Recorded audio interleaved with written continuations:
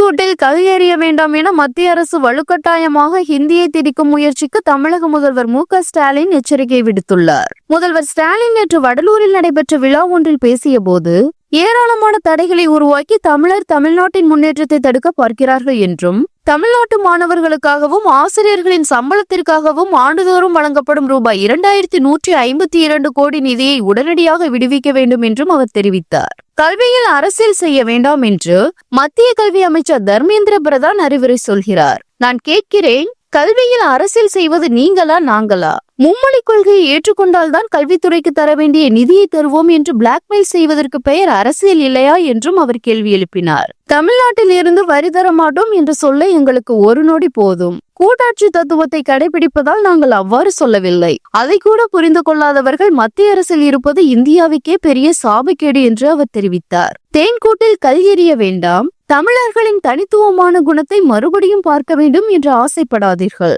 திமுக இருக்கும் வரை தமிழ் இனத்திற்கு எதிராக எந்த செயல்பாடுகளும் வர முடியாது என்றும் அவர் கூறினார்.